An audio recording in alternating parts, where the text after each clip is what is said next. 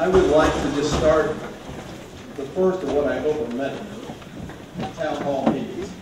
One of the things I've realized in the first 100 days is, to a large extent, the community doesn't have all the information, it doesn't have the same information. So this is hopefully the beginning of the process where we will all start to get on the same page. If people have different data, better data, by all means, put it on the table.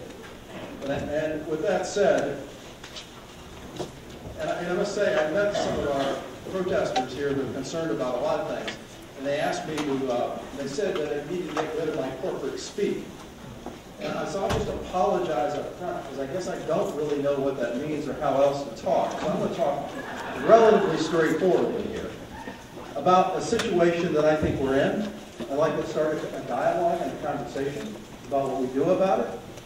And hopefully, we'll start coming together as a community. I think right now, to a large extent from my perspective, there are pockets of ideas, many of them very good. And I think we have a lot of wonderful people here. The question is, where do we go next? Our forefathers, who started this institution a long time ago, had some bold, really bold ideas. And we're living, thankfully, off a number of their ideas and continuing that legacy.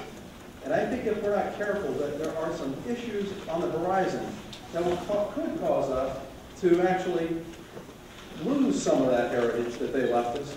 And at the same time, I would ask all of us to start thinking about what's our heritage going to be? What's our goals going forward? And so it's in that spirit that I start this dialogue. This is, I hope, an integral part of our feedback system, 2 ways. We're going to do them at least 3 times a year. This is the winter version, a little late. We'll try to do it a little earlier next time around. We'll have one later this spring, and come back early in the fall and have another. They will always, I hope, have 3 of us always on the podium here. Me, and tell you what I'm working on, what I'm thinking about. And then our provost, who now, we'll talk later about this, but we've kind of structured ourselves into, I hope what you will agree, is a structure that's what I would call shared governance on steroids, which is creating 2 huge teams, about 20 people will describe, Barry will describe his, which is around long-term issues, long-term strategy, where we want to go, and how we implement that. And that's got representatives from all corners of our campus. Then there's a second team, and Rod, our VP of Finance and Operations, will join us to talk about some of the shorter-term issues that we face. And in particular, you'll see as I unwind some of my comments, I think this issue of how we allocate our scarcer and more scarce resources is going to be pretty important. And this team will start dealing with those as well as some other issues around facilities and the like, but shorter-term issues, and it's called an operating team. And then we will always add, so those 3 of us will always be at these sessions, and then we will always add a 4th topic if we can find one that's relevant. In this particular case, Tom Rockland is joining us, and he will talk about the issue of housing on campus, undergraduate and graduate, and some of the things we're trying to do to deal with those issues. So with that, my personal agenda here for the next few minutes, before I turn it over to Barry, is to spend some time talking about our performance. And I will lean into the AAU data as well as I can. I must tell you that at the outset that some of that data is quite confidential to members of the AAU. So we'll try to go around some corners to actually not violate our relationship with them. And then also lean into the U.S. News and World Report and see over the last decade or so how we stack up. And then spend some time sort of laying out at least my logic. Some of you hopefully will have other logic to apply to this, and that's fair game for this whole conversation. To talk about what we do about it. Are we satisfied with it? Do we like the results of this? Or if not, what are our options? And then we'll try to spend as much time as we possibly can around thoughts, opinions, conversation here. This issue of where our performance, I think, needs to be against what? Against whom? And in that context, we track these other 10 schools that we call, and the regents actually asked us to also, we call our core group of peers. The University of Arizona, Indiana University, North Carolina, Illinois, UCLA, Wisconsin, Minnesota, Ohio State, Texas, and the University of Michigan. So largely a cluster of Big Ten schools with a few other schools that are major public research institutions like ourselves thrown in. The AAU, and I'm sorry it's an eye test, but the AAU has two classes of things they measure the AAU, 63-ish schools in the AAU. And one cluster, they call phase 1 and phase 2. We're going to lean mainly into the phase 1 indicators here today because those are the ones that lend themselves to hard metrics. The rest tend to be more anecdotal or impressionable, harder to simulate and not use their own data. I will tell you, and some of you in the room have seen some of this data, but it basically suggests that over the last decade, in the AAU metrics, we've gone from roughly about in the middle of the pack in the year 2010 to now roughly in the top of the lower quartile. So there's been a downward shift in our performance. And the key measures are that I'll be able to talk about today are the issue of federally funded research, the issue of membership in national academies. Said another way, our faculty's membership in national academies, faculty awards, fellowships and memberships, and then finally citations. And so bear with me as we walk through that. And here's the first indicator, which is the amount of federally financed R&D expenditures. And these are, again, those same schools I just listed, 2010 through 2014.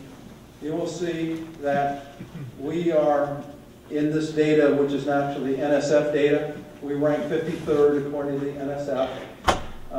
We've lost, on average, about 16% during this time period.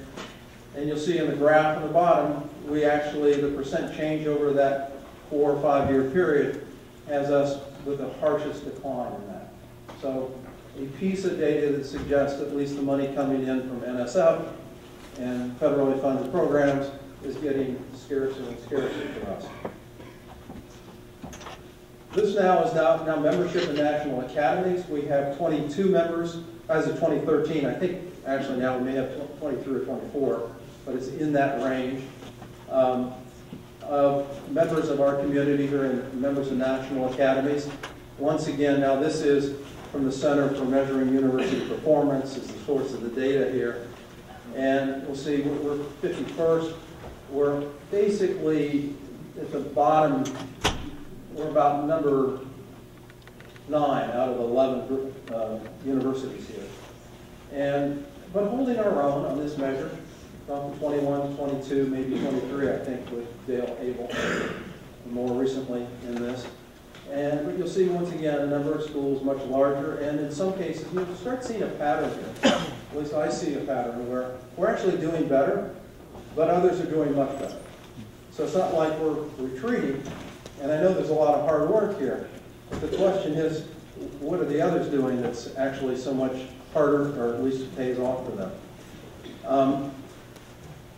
This is now citations, and we've gone up about 39%, which is about the middle of the pack. You can see that from the graph on the bottom. But then, once again, a number of institutions, the rate of increase has been much higher. And some of these institutions are much larger than we are, so the absolute numbers are much larger. Probably the best way to look at this is, indexed by faculty members, per faculty member. But I think the percentage, I'd ask you to look at that column on the far right, because the percentage change. And you can see now, I suspect why, at least according to some of the overall AAU data, there's a degradation to some extent in our performance, at least on these factors. U.S. News and World Report, we have, it's public, you all have it. I should also have said at the beginning of this, we're starting a process of pushing a lot of data out to the community. And there's, in Provo, I think it's buried on your site, it's in the Berries and the Provo site. You'll actually see a lot of this information replicated in formats that you can all download, manipulate, do whatever you want. I met with many of you in the room. Many deans are in the room, many senior faculty members here in the room. Met with many of you one-on-one, and in all those conversations, I've heard loud and clear there's not a transparency here. So we're trying to really open that up. This is part of the process. And there are a whole set of factors on the U.S. News and World rankings. I'm just going to pick on a few, just the sake of time here. Here's the overall ranking, which comes a whole host of factors coming into this. But the University of Iowa started off in 2006, a little longer time period here than we were just looking at, now to 2016, so a decade. We started off ranked 60th, and at the end of that decade, we ranked 82nd. A loss of 22 ranks. Be careful of the graph on the bottom, which just graphs the ranks. The higher you are, the worse you're doing, relatively to the other schools here. So these are ranked against all the U.S. News and World Report institutions. Our rank is 82nd. But then if you just look at that peer group I mentioned earlier, you'll see that down below. And again, you need to be careful. And, you know, shame on me, we didn't use Hawkeye colors here. Hawkeye is the green. University of Iowa is the green running through here, not the gold. That's our trend line. You see, green is the color throughout this for the next several slides. So you can see how we've trended a little higher, i.e. gone from 60 to 87 in the country overall. 6-year graduation rates. We actually have done better. We've gone from 65th, better, excuse me. We haven't lost as much as rapidly. We've gone from 65th to 70th. And you see it's a 5-point, excuse me, I'm all waxed. These are not ranks. Scratch all that. Let's go back. These are actual percentage of 6-year graduation rates.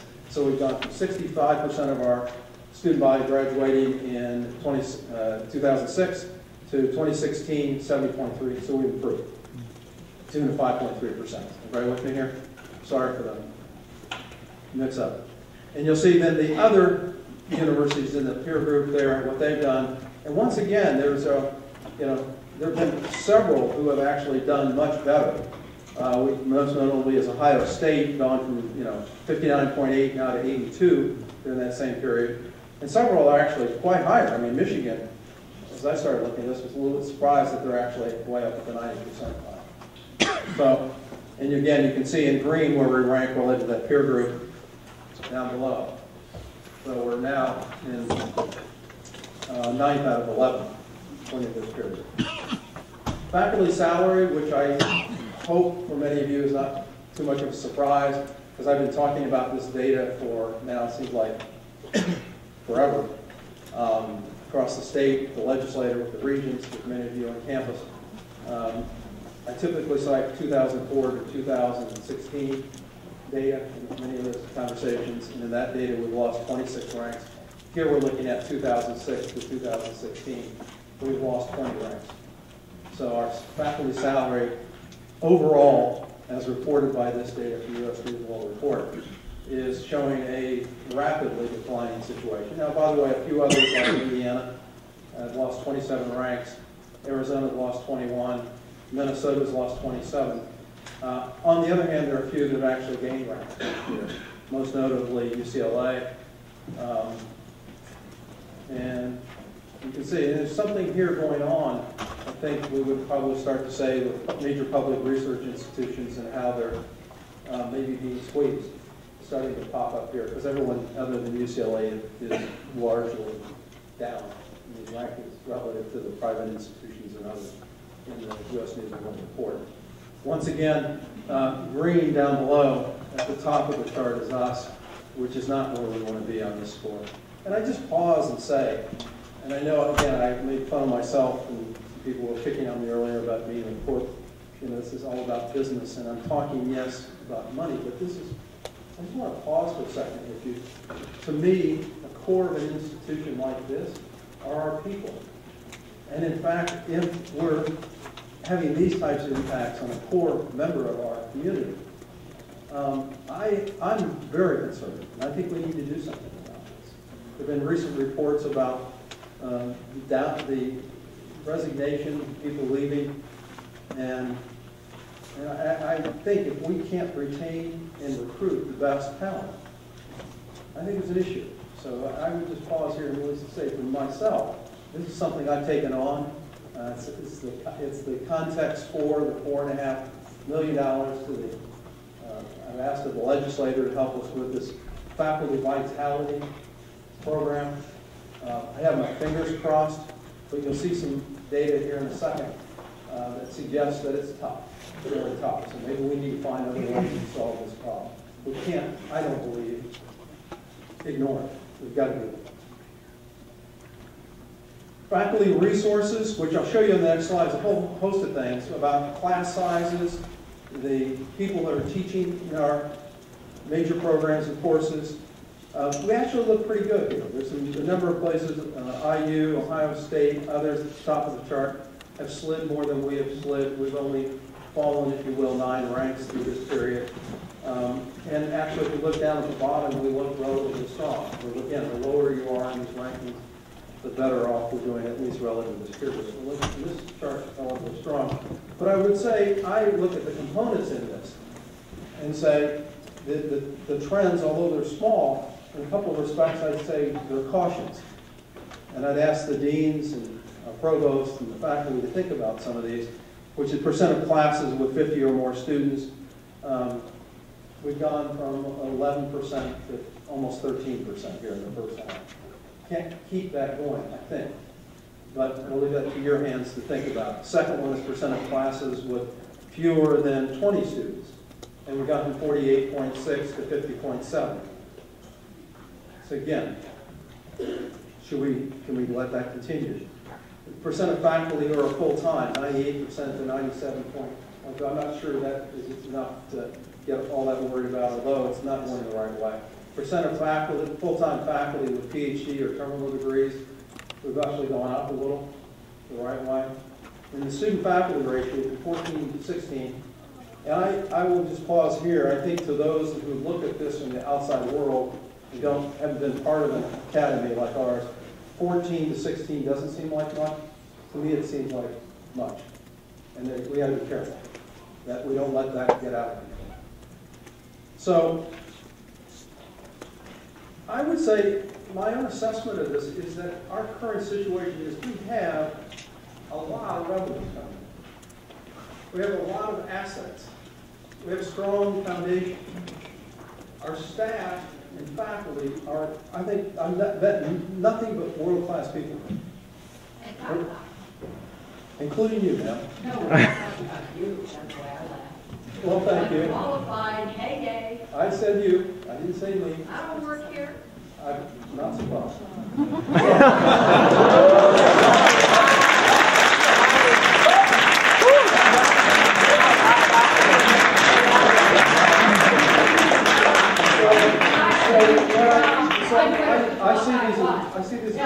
I see these as really, really strong assets. Strong talent. I think we have a very large group that are creating a lot of intellectual property. Really important intellectual property in a number of key areas. We have increasing enrollments. Stay tuned. We were up 500 last year. We're going to be up at least that amount this year, maybe a little more. I think Tom will give us a little sense of that here in his discussion. And we have world-class centers. On the other hand, the data I just went through says at best we're holding our own, and frankly we're probably sliding in a couple of number of critical areas. We have a loss, and I was using 910. I think your number is more like 80 or 90, but whatever it is we've lost almost 100 faculty, and many of them key faculty. And the question is, can we let that continue? And as some of this suggests, at least to me, in a lot of the conversations I have with a lot of you, if I had a real accurate morale study right now, I think it's declining. And so the question becomes, what are we going to do? And are we just going to let this continue? Sir, you just insulted someone who corrected you, said they don't work here. You said, I'm not surprised. It's a town hall meeting. Someone didn't work here. You then insulted their intelligence, and now you're wondering about morale. I'm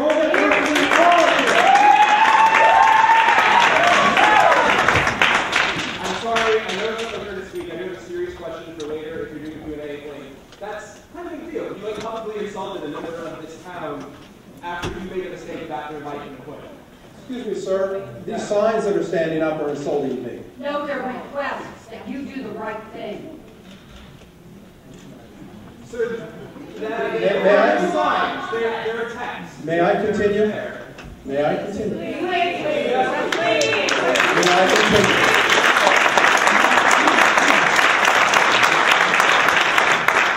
So one obvious answer to this set of issues is we could dramatically increase our revenues. And as I'll suggest in a minute as I go through these options, I'm not at all sure they're either ors. I think we may need to do a little of this and a little of that and a little of this all together.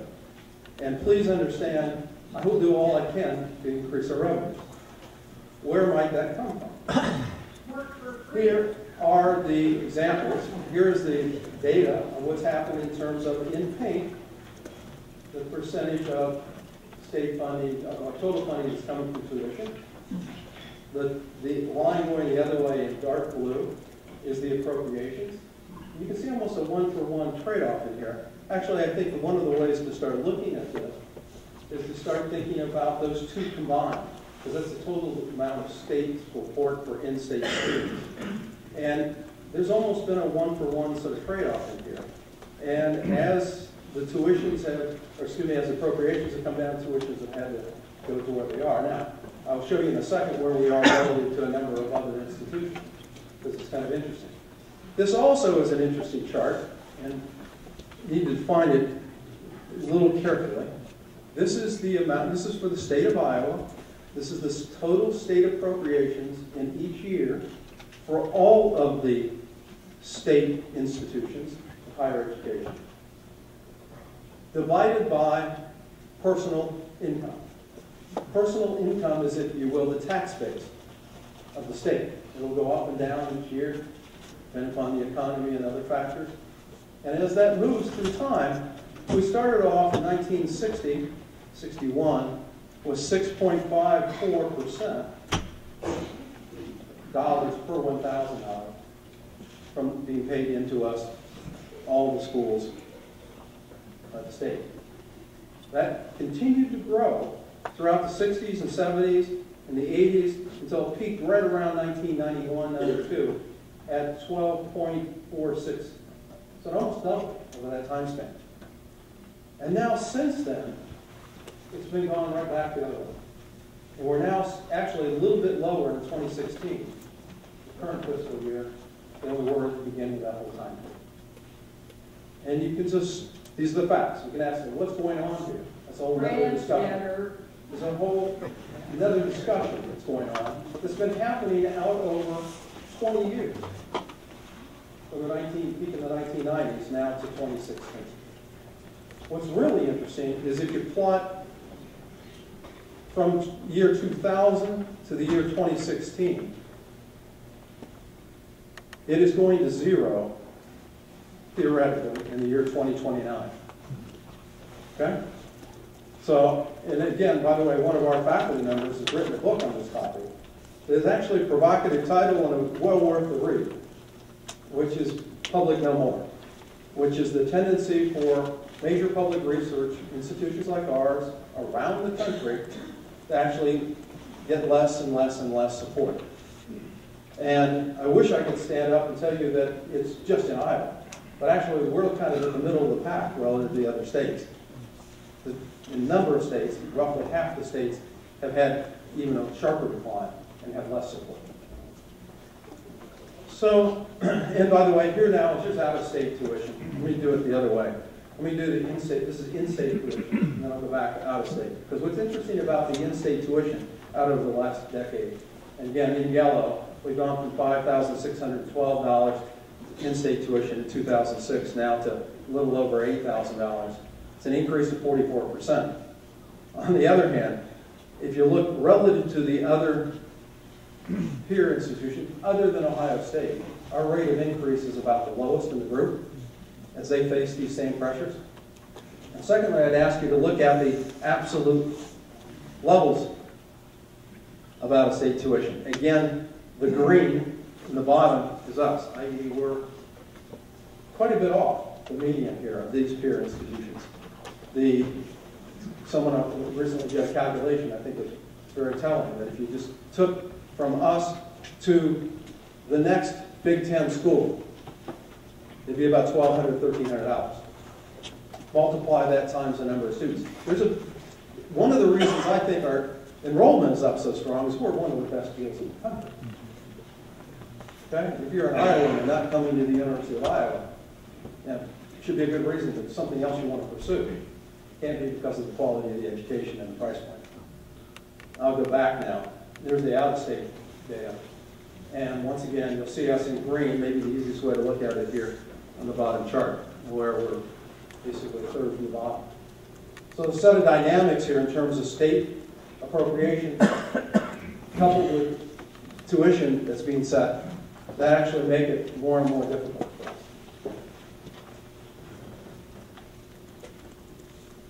So I just asked the community, because I think one of the things we need to talk about, and I actually believe, as I've been meeting with many of you, I think it's a very fertile area, but it may be an uncomfortable area, and we ought to talk about it. Because I think, to a large extent, where we're headed here in this conversation is as much about our values as anything else. But is it time to actually start exploring more aggressively new sources of revenue, new programs that we might launch? I actually believe, to some extent, maybe to a large extent, I don't know if Sarah's in the room, Sarah Gardial, our dean of our business school, but I think they've done a remarkable job, and she knows I think they could do more in terms of building out executive programs that add new sources of revenue and other programs. We have examples of this in other pockets of the university. What about increased philanthropy, not for buildings, but specifically for programs, specifically for endowed chairs, specifically for major centers? And as I've been meeting, many of you know I've been around now. I've been in Los Angeles, Washington, D.C., Los Angeles, San Francisco, Des Moines, all over the state, as well as recently in Naples, meeting with a lot of our alumni. And as I've been talking about some of these trends, not as much detail as I'm doing here, but saying, hey, you should understand what's going on. And it may be time to pick up on what Sandy Boyd said a long time ago, which is when he closes his eyes, he thinks not about the buildings, but the people. It may be time to actually reinvest philanthropy to what goes on in our buildings. That's resonating. Now, we need to all come together and figure out where that's going, what the new programs are, specifically how we do that. And then I think if that's where we want to go, I think we will actually find, I think, a pretty optimistic and appealing audience out there. We do have the variable of tuition. It's not in my hands, or Barry's or Rod's hands. It's in our regents and associates' hands to support that. I think there's an optic in the state that makes it difficult for that. I'm very aware of that. On the other hand, I think it's a variable that needs to be on the table for discussion as well, and I'm prepared for that. What else? I don't know. I'll leave it to you, to us. But there's something else in the box that I want to talk about. And I was actually having this conversation with another president of another major public research institution a week or so ago. And I'm describing what I was kind of looking for, benchmarks here. Am I thinking at all about this? And I was sort of at this stage in the conversation, and he said, have you thought about the peanut butter yet? And I said, what do you mean by the peanut butter? And he said, well, how much your resource allocation cost? And indeed, I have been spending a lot of time thinking about it. And I will give you my perception of this, and it's mine, and if it's not right, I'm sure I'll get feedback. If you ever ask, give us a chance to ask questions, you might get some feedback. And the issue I've seen in so many different pockets, without specifically, most of my conversations with senior faculty members, I will keep them confidential, that's the spirit of it. But I'm hearing an important piece from many of you, which is where I have one today, actually, which is that we're barely treading water. Part of it's the faculty salaries that we talked about. But actually, for whatever reason, a number of really important, I think, to us, pieces of this institution are being squeezed fiscally. And that begs the question, why would we let that happen to some of these very important pieces of our community? And then this individual was poking at this issue, how do you allocate resources? Are you making the hard choices? Have you decided what's important going forward? And have you decided things that are less important? I know that sounds awkward for us, but we may be getting into that zone. And are we spreading our limited funds too evenly? Question. I think it's an important question. How do we protect what's important to us? Do we know what's important to us as an institution? I know I can answer it individually, you can answer it individually, but can we answer it together? Yes. Yes. We can answer with you. And the question is, what are our values? How do we protect them? And what's critical for our future? And then most importantly, or as importantly, how do we protect our most important assets here? Which 65 to 70% of our entire structure is made up of us, people here. And then the next question that kind of that raises is, where do we want to go? What are our high priority needs? And part of it is faculty compensation and support. You'll hear, I think, in a few minutes, something that I really want to congratulate our student leaders on doing. And it's a remarkable experience. I actually have a copy of it here, and I think you'll start, somebody probably have already seen it. But the issue that we faced was many pockets said they needed specific things. So we asked all of our community members, undergraduate and graduate, to create a list for their community, what they need, short-term, long-term. We now have a list. That's an ongoing process, I think. But then the question is, how do we get working on the list? And I'll leave that for some of my colleagues to talk more about. But then there are critical areas, like the writer's workshop, or the healthcare system, or student mental health services. And so there are some new things, and then there may be new things we want to address. We may want to fund the cluster hires more aggressively. There are other new potential areas. I've been talking a lot about sustainability with a number of you in the room. And is it something that maybe we should step up and do a lot more on? Not in terms of just how we run on campus, but also what we teach in areas of research. And there could be several other areas that are in your minds as well. It's time to bring them forward. And I sort of put this out as, might this help? That if we could close our eyes and actually look at everything we do today and put it on a chart like this that says, how important is it to our values? And how important is it to our future? And that, by the way, is going to force us to think about, that's going to force us to think. Questions. Are you scared to answer questions? Questions. We heard you talk. There are 3 press releases. You're here to answer questions. So if we actually took this step and listened to Barry talk about Questions. A town hall meeting is not a monologue. So if we took this approach and we hear Barry talk about how we might come at this as a community, so how do we think about what Damn, isn't he incredibly responsive to his audience? we might actually still be able to sort out.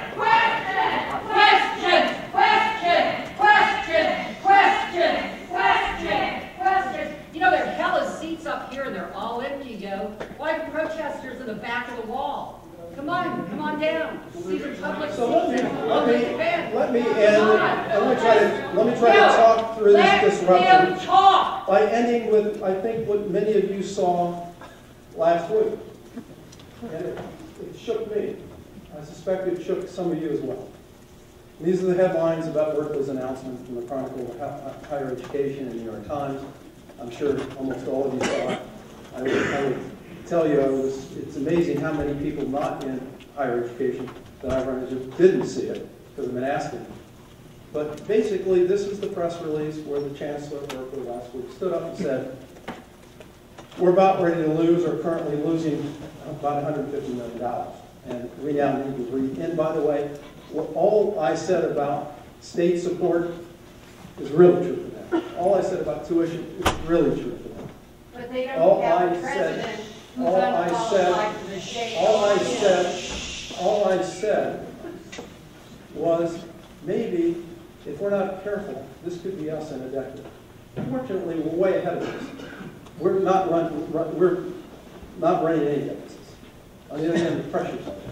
So the question is, and I think it's kind of interesting, because I actually stood up another point, he said, maybe where we are helps us. Because maybe, in fact, we can see what's going on in some other places. And maybe we have an opportunity to start getting ourselves ahead of these set of issues and actually protecting what we believe, not me, you. Important for our future and important for our values. And so that's, to some extent, the journey that we want to start here. But there are some options. One is we can improve our performance. That will require us to figure out what's critical and how to focus on those. That requires an improved resource allocation process. And simultaneously, we probably should also increase our inputs. And I don't think any of these are mutually exclusive. I think we can do all three of them. And I even included that with the state, philanthropy, new revenue opportunities, and anything else anybody can come up with. Or we could actually not do any of those things and then maintain the current trajectory. And I will say to you, I don't like that latter option. I don't think that's continuing doing what we've been doing and getting these results. I think we should say there's got to be another one. So I look forward to working with you. Barry is going to talk about how we start getting at the issue of focusing on critical activity. And then Rob will talk about how we start making the resource allocation process more transparent and how we move forward. And then after that, Tom will come. Okay? Public hearing. You're stupid. Okay? You ain't gonna listen to us.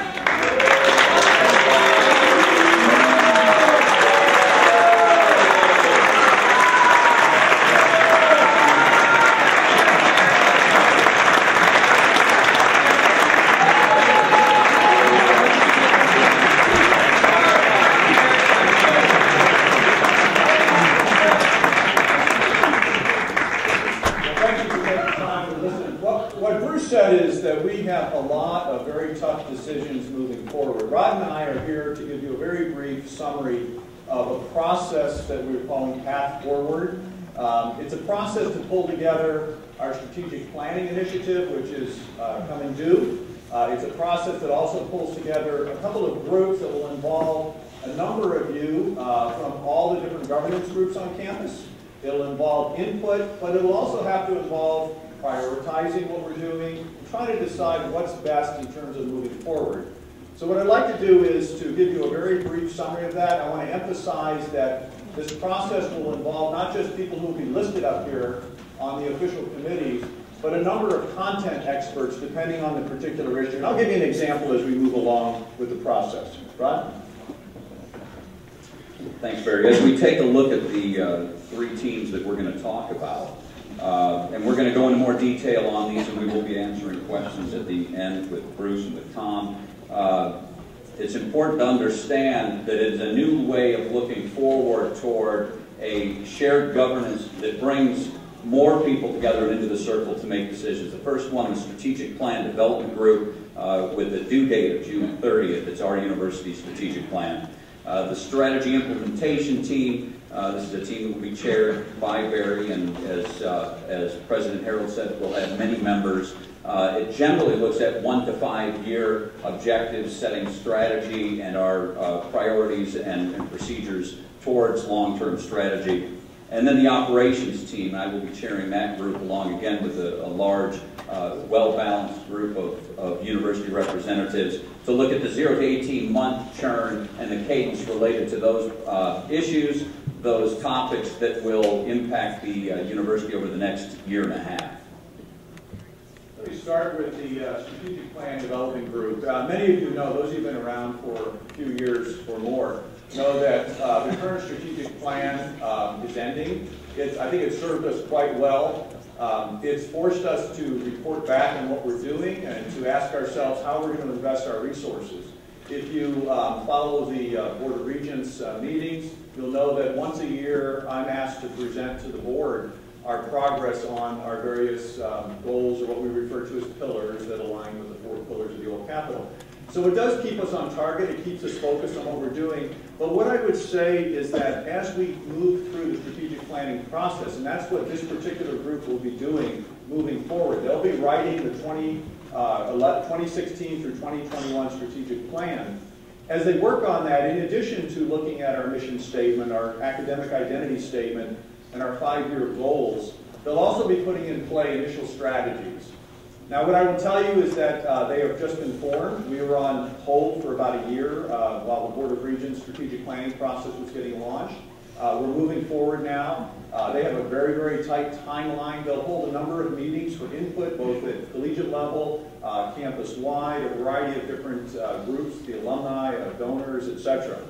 As they move forward, one of the key things to remind us of is that with our current plan, the goals have always remained the same. We have those 4 pillars built around student success, faculty success, arts, and then outreach and engagement. It's called Better Futures for Iowans. Each of those, though, has continually had new strategies, I'll call them, changing year to year in order to achieve that. Let me give you a quick example just so I can put some real facts to the point. One of our goals is built around Better Futures for Iowans. We've had that since the last strategic plan was written. Over the last several years, we have worked to come up with specific strategies to enact that particular goal. And as an example, in my office, Linda Snetzlar's office, the Associate Provost for Outreach and Engagement, has taken that on and now has 4 or 5 major activities, a focus in Des Moines, focus in other cities around the state, different programs that we're using to get out into the state. So those strategies are sort of developed on the fly, and sometimes they stay for a few years, sometimes they are changed. So we have to develop a process in order to be able to achieve that as we move forward. So this particular group, I'll give the names later in the presentation, they have a goal of being finished by June 30th. But in addition to that, we need to have a process for actually implementing strategy on the fly as we move along. And that's what we're calling the strategy implementation team. This group is focused really on a 1 to 5 year timeline. This group has been formed. It includes governance representatives from both faculty, all faculty, staff, and student governance groups have all recommended individuals to be part of this. And in addition to that, they are going to look at input from all of you. I'll tell you right now, we have about 130 different statements that have been submitted to this group. These are coming from various groups on campus. We're still waiting for more to come in, and they will come in continuously with time. We can't do everything. We know that. So what we're going to have to do is come up with a way to agree on what are the most pressing issues that we need to take on as a campus. As Bruce mentioned, there's limited resources, and we have to identify what's most pressing. Secondly, once we identify those, we have to come up with a way to implement it, to do it. And so at that point, we'll pull together the experts on campus in a particular area. And lastly, building ongoing accountability for those. So as Barry hits the next slide, this shows the combination of the 2 teams that support the strategies that will move forward. The outside gold ring it represents the operations team, and as it was mentioned, it's organized similar to the strategic implementation team, with everyone again working on a different cadence of the 0 to 18-month process. Those issues impacting the campus. The team will become familiar with university business issues, the budget formation, those kinds of things, but also then take on tasks where, when we have tasks that the team will work on, members of the team will become a breakout team, and then there will be a fuzzy edge to the team because we'll bring experts from the campus to join the team and make up the body of people that will work on different subjects that we'll consider important to the institution over the next 0 to 18 months. So let me just share with you sort of the process. I know for some of you, fancy graphics and sort of structural stuff doesn't quite resonate, but we do have to have a process in place in order to wade through literally hundreds of different ideas and suggestions that are coming in. We have to be able to figure out what that is. So the first process is new ideas. We are soliciting new ideas. We're soliciting new ideas from a number of different groups on campus, and everyone for that matter. We're trying to funnel them through the governance groups, but that's not a restriction. For example, on Thursday of last week, President Harold and I met with the student leadership, undergraduate, graduate, and professional student leaders, and they presented an incredible document structured in different key areas with, I think, 200 and some different ideas in there. And so it's this process of what is top of the list for the different groups. So the first idea is to bring in new ideas.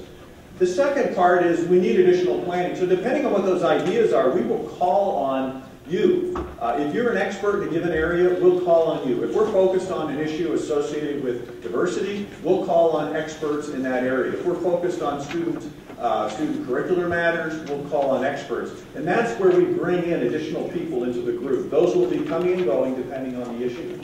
We have to prioritize, and some of those things are going to go in the file cabinet for looking at later. We can't do everything in year one. We're not going to get rid of them. We're not going to put them in the trash, but we're going to come back to them at a later time.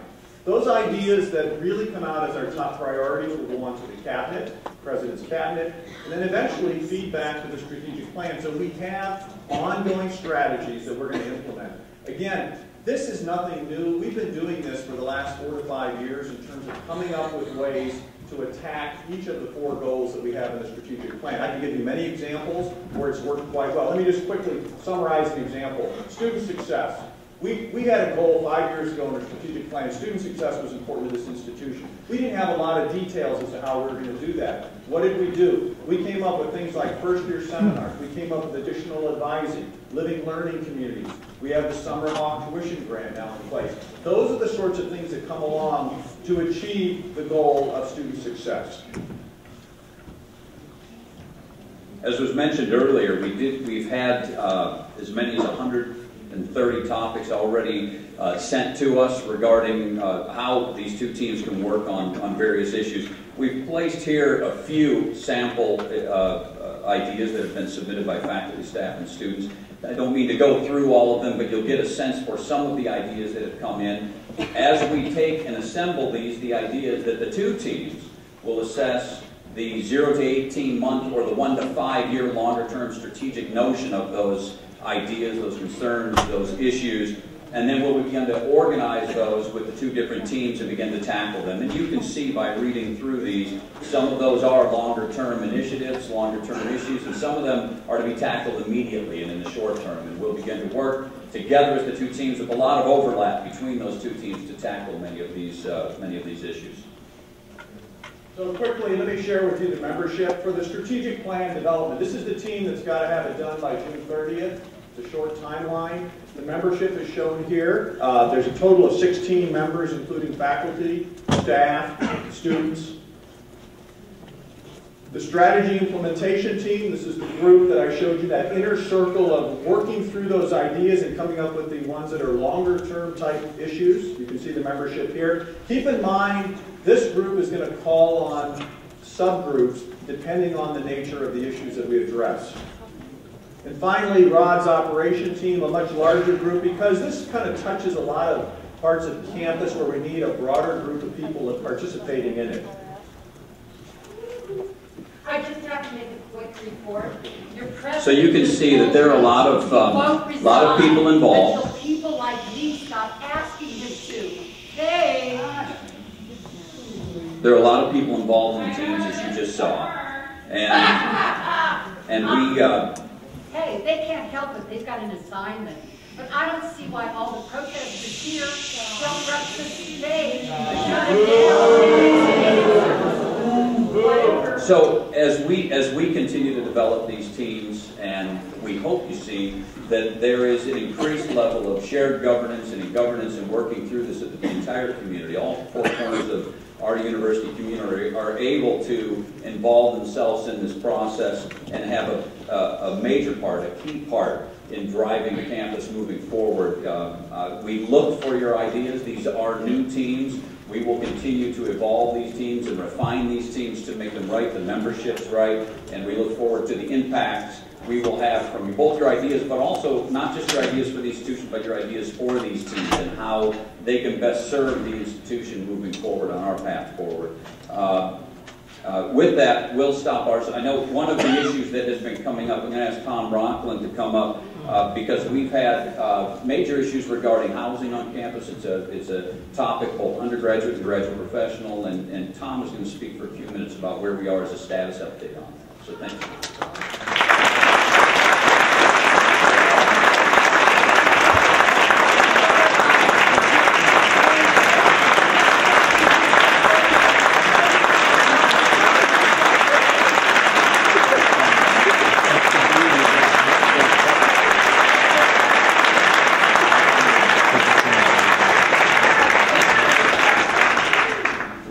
Thanks for the opportunity to be here and speak just a few minutes about one of the issues that challenges us. You know, we do a lot of things to support our students' success, and a lot of them happen in the classroom, and some of them are outside of the classroom. We have a couple of related, but at the same time different challenges that we're facing right now. They both have to do with housing, but they're experienced differently by different students. For undergraduate students, the experience has to do with capacity, particularly for first-year students and other undergrads, capacity in our on-campus residence halls. So historically, the university, we've housed very few graduate students in university-owned buildings. And more recently, we've housed fewer. We operated apartments called Hawkeye Court, and those apartments had ongoing structural and other problems. The building systems were deteriorating. Building systems means things like the boilers and the roofs and things like that. And they just weren't fit to operate any longer, so we demolished those. We still have Hawkeye Drive, but those are also reaching the end of their life. And so far, the studies that we've done suggest that making them last longer would cost so much that it wouldn't be feasible. And we'd still have cinder block buildings built in 1960. So that's a huge challenge. Okay, so yeah, as I said, Hawkeye Court was demolished. Aspire at West Campus was built by a private developer. For profit! For profit before people, profit before everything. The other option was to have 500 fewer units on the market and let the existing landlords drive their price up. Hawkeye Drive has an uncertain future. As I said, it's tough to see how to preserve it, but we haven't ruled that out entirely yet. So, because I don't have an answer, you know, on campus, then let's face the reality about where we live. Someone has already addressed it with one suggestion. We have very low vacancy rates in the Iowa City and Coralville area, which leads to very high rents. That's something that is hard for the university to influence, and a reality that our students, and really not just our students, but you know, our faculty and staff, particularly at the beginning of their careers, face. So I don't have a simple answer to this. I sat with a number of graduate students during the fall, and we talked about what might be done. And we agreed that because we don't have an answer, we should systematically examine the possibilities. And so I've asked 4 graduate students to work with 2 staff members, report back to me this summer. They're going to do some information gathering. Particularly, I'm hopeful that they might identify things that other universities have done that would work here. I haven't done that yet, but I haven't looked as deeply as I want this group to look. And then at the end, they're going to make policy and practice recommendations. And to the extent that those recommendations will help, they're going to have an extremely high priority for us. So, as I say, I wish I had a simple answer that would come into play in 2017 for this problem. I don't, and we'll keep looking for a good solution there. So I think now we've reached the point where all of us can entertain your questions. What? Did I mishear that?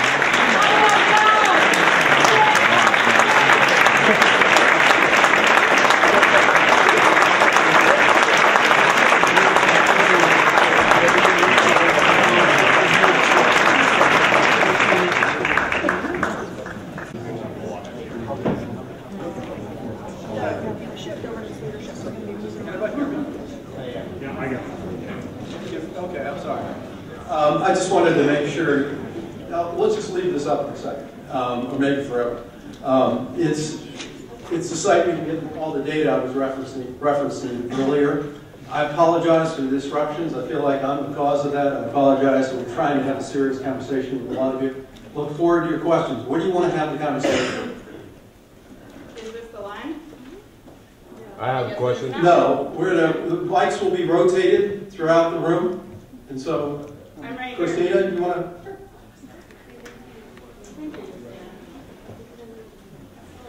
In the Graduate Student Senate meeting, you interrupted Nicole Jardine, the president of GSS, as she was asking you how you would address the need for graduate student funding.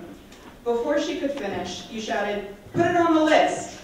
When she tried to clarify that this funding doesn't work the same as allotments for extracurricular clubs and activities, you interrupted her again, shouting, "Put it on the list!" During that same meeting, you called my colleague Sweetie, which you later denied despite there being numerous witnesses. What? In my email correspondence with you, I brought up concerns around your actions during that meeting in hopes that you would be accountable for them. In your response, you asked me to, and I quote, "stop this needless haranguing and get back to work." What? In your next sentence, you asked me why I was so afraid of a face-to-face meeting. You have displayed a pattern of sexist and dismissive behavior toward women on this campus. I could provide more examples, but for the sake of brevity and the shortness of this public forum, I won't. Is this something, thank you, is this something that you intend to address specifically with your crisis communications consultant?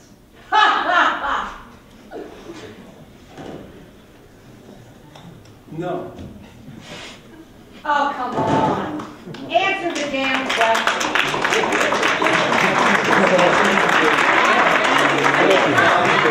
Sexism with your crisis communications consultant? Yeah. No. What are you going to do to address it? Would that be nothing? Next question, please. Oh, fuck this. Whoops. I need to heck with this. Thank you.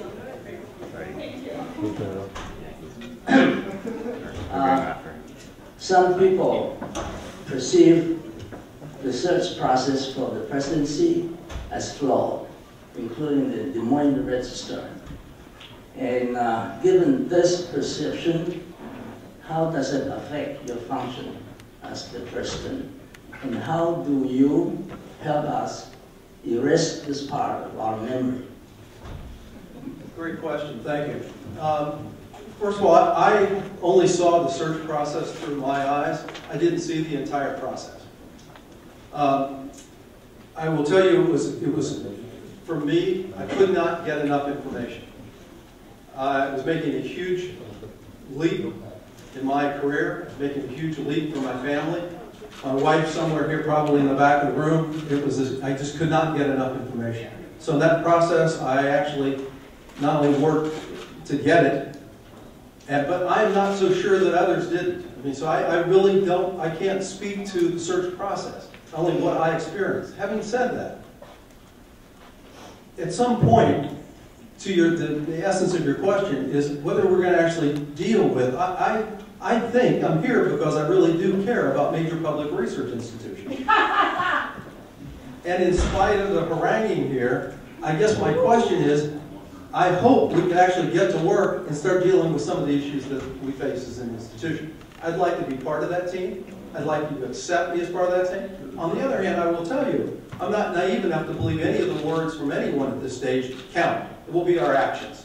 And so let's get to work. Let's start solving some of these issues. Thank you.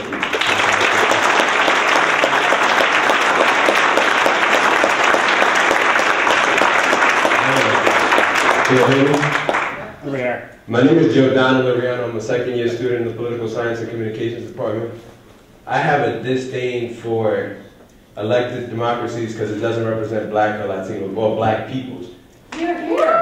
Yes. Y'all clap and Corilla DeVille makes a performance for y'all, but y'all don't understand that not only have y'all not engaged Bruce Harold or any of the three other people in it, but y'all have done a disservice to yourselves. Y'all should be ashamed. Y'all disrespectful. Y'all should not cut off this man without a warrant. Without a warrant. Disruption serves a political purpose. Y'all all should be ashamed of yourselves. And all of those faculty members and so-called students that are aligned with black revolutionary politics inside of this room who I have sat in meetings with, the reason that I left, the reason that I've never engaged politically with any of y'all, because y'all don't know how to fucking act.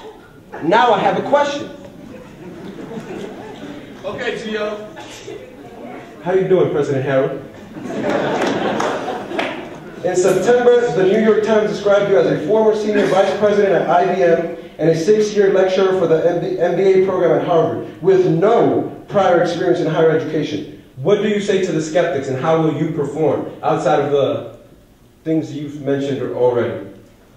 Well, I won't repeat what I said for time, but I would build on that. I think we're beginning to actually get at some of the issues. I think I have a history of dealing with complex situations and getting to the essence of them. I think I also have a history of working with people in a collaborative way. I think many of you know, I can tell by the faces, I've reached out, I've had wonderful meetings with you. I think we're starting to get at some of the real issues. Most importantly, I think I taught a course, I teach a course, I mentor a lot of people in the area of turning ideas into action. And I think that's what's really required right now. I think we've got to, as a group, figure out where we want to go. But I think that's not the hard part. The hard part is going there and getting there. And that's what I know how to do. So I would say, more than anything, I understand the skeptics. I live with them every day. I don't have all the experience, but I also say, there's a lot of experience in the room. Let's get going. And I would also say, I'm not running for office, for goodness sake. I think you've had a series of situations where people might actually be more worried about what they're doing next. And I'm 65 years old. I'm at the other end of my career. I think there's some very significant issues to deal with here in this state and at this institution. And by the way, I'm an optimist. I wouldn't be here if I weren't optimistic about the ability and the talent. And if we could focus it and get beyond living in the past and start moving forward. Thank you.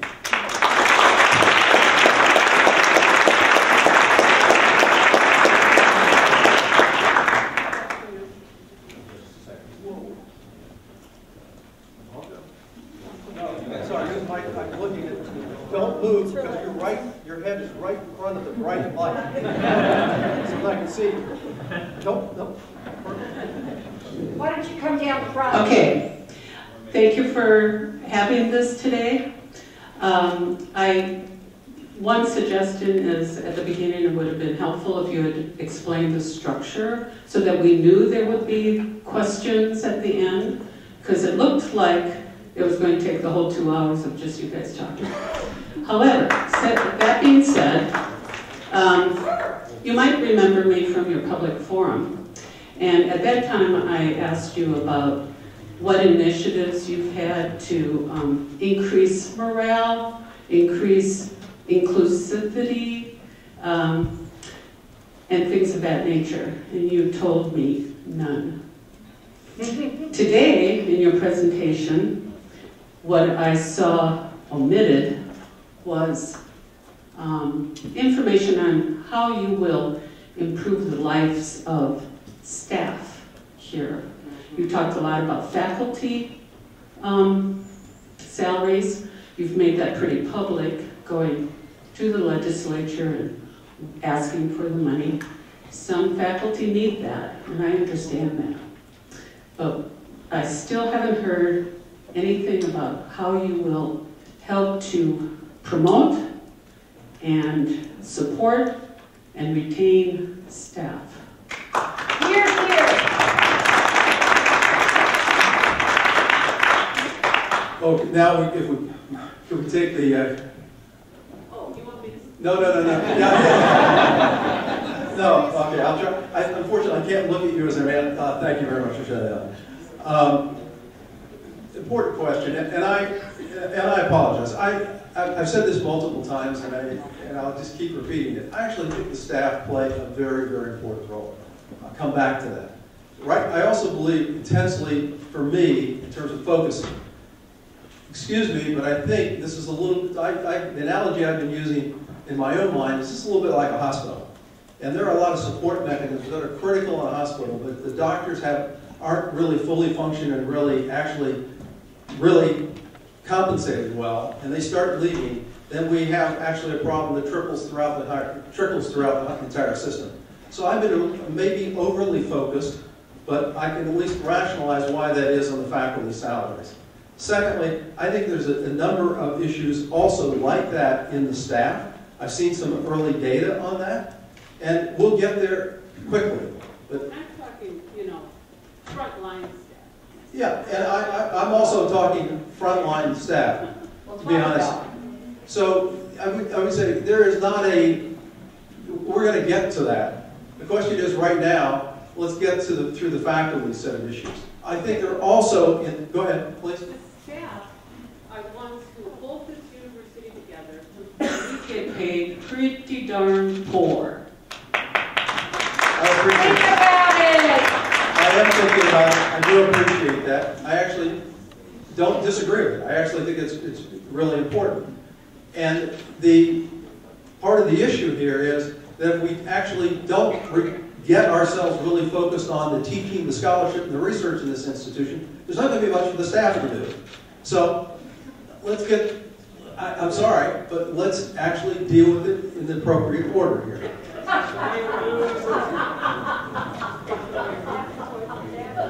I'm sorry. Yes, sir. No. That's one too. Is it mic on in the bottom? Give them another Listen, hi, I'm John Solo. I'm the chairman of the economics department in the College of Business. I've been here for 34 years. Despite that, I'm not afraid of change.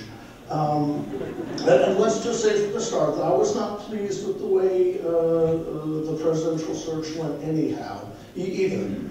But be that as it may. What you had up on the board there was leadership. And you can't be a leader without followers unless you know morale is pretty crappy around here right now. And people are really people are very concerned about what exactly they're following. I am very disappointed by this meeting, not because of I'm disappointed in the behavior as well, but really, we're looking for what the first George Bush called the vision thing. And with all due respect to Barry, who I've known a long time, and Tom, who I've known a long time, well, I'm sorry I never met you, I didn't really come here to hear about what's going on with the undergraduate housing crisis. We are looking for a vision. We are looking for the vision thing. And what I saw, what I heard was, things are pretty bad. We need to start cutting stuff. Let's start, figuring out who's getting on the lifeboats and who's not. And I don't even have a question, but I think that as somebody who professes to be an expert in leadership, you need to think about how you are going to get people to follow along and give us something to work towards rather than bailing the sinking ship. Because believe me, lots of people will flee the sinking ship. That's coming. Thank you. All right.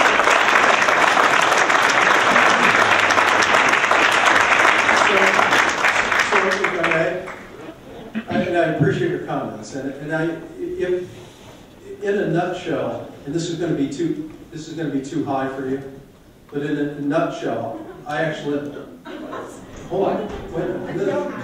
No, I didn't mean that in terms of an intellectual thought. I'm actually let me you'll see what I mean in a second. If you bear with me. Which is that I actually think that the vision, the beginning elements of our vision that I believe in is excellence in teaching, research, and scholarship. Now, by the way, that's a little high and too vague, and we need to actually figure out what type of teaching, what type of programs, what type of scholarship, and what type of research. Here's the next point. I actually believe that the answers to that are here largely already in the community. If I were to stand up and tell you where I think those are, and I'll assure you many have heard me talk about some opinions I have in those areas, but I think, particularly in this environment that we're in, but also just in general in these types of institutions, the more important question is, and I keep saying it, what's the process for us to develop that vision? It's not my vision, it's our vision. And I actually believe right now, everybody's got a little piece of it, but it's not a collective thought. And it's very important. And I wasn't talking about cutting, I'm also talking about prioritizing. And let's make sure that the thing, no, there is a difference. What happens to the things at the bottom? I'm an economist, right? And it doesn't, understand, and also in economics is the notion that you actually could, without cutting, take resources and put more of them over other areas than in all of the areas at the same time. So it isn't a cut. It'd actually be some areas get more and other areas get less. But that's not a cut. That's not a cut. Agree? It could be, no, it's not a cut. And you understand where I'm going. So then the question becomes, are we carrying, do we have an ability to go through that, or are we going to keep spreading the peanut butter at the same rate across everything that we're doing? And I am totally prepared for the answer to be, no, we kind of like that process. We kind of like what it's gotten us. And if that is in fact where the community comes out, then fine, I'll work with that. But please understand, I actually personally believe that's not going to lead to excellence. Maybe we should continue the conversation. I want to let other people have a chance. Fair enough. My vision thing goes much more with the, are we going to be more like the Mercedes-Benz or the Yugo, right? Are we going to be high quality, but that tends to be expensive? Or are we going to be low price, but that tends to be pretty vanilla? And in my 34 years in Iowa, my experience is that Iowa wants to be a world-class organization on a shoestring. And as a business person, I think you'll appreciate that those two things are really not consistent. Yes. And so we have to decide, are we going to be on a shoestring? We are the lowest tuition school in the entire Big Ten. How can you build a world-class organization on the basis of a shoestring? And so, if I may, because I think you're actually right with the point. I completely, we're going to be in the minds here, and then the devil's going to be in the details. But the issue becomes, I believe, the challenge that we're going to be leading world-class in what we do. And I think that is a viable long-term strategy. That begs the question, does that mean everything we touch needs to be world-class on the shoestring? No, I don't think we're running out of runway on that. And therefore, I'm asking the reason the question about where we should focus. And I would rather be, I think in the world that I see, and it could be challenged. The world I see is one that says, if you're on a shoestring and mediocre in a lot of things, good luck. It's going to be tough. And I'd rather say there are a few areas where just our values and our vision of the future say we're going to do really doggone well and make sure we're excellent in those perhaps fewer things. At the same time, I'll fight for more resources. Let's don't make this a self-fulfilling prophecy that we just give up on all that. But I think we need to start having that conversation. Yes, sir. Yes, please. Thank you, Hans. Hello. Catherine. As you know, I came to you to ask you about and talk to you about shared governance, so I want to give an example. One of the things that's striking to those of us who are long-term faculty members is the strategic planning process seems to us very top-down, arranged by very competent administrators, but they are not largely the people who know how things are working on the ground up. So that looks like a business model to us. And previous strategic plans have been directed and driven primarily by faculty.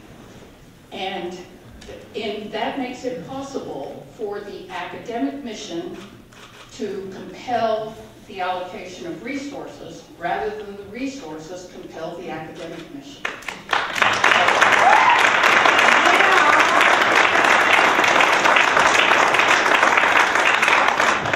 I think you will have better morale on this campus if you rethink that structure. Here, here.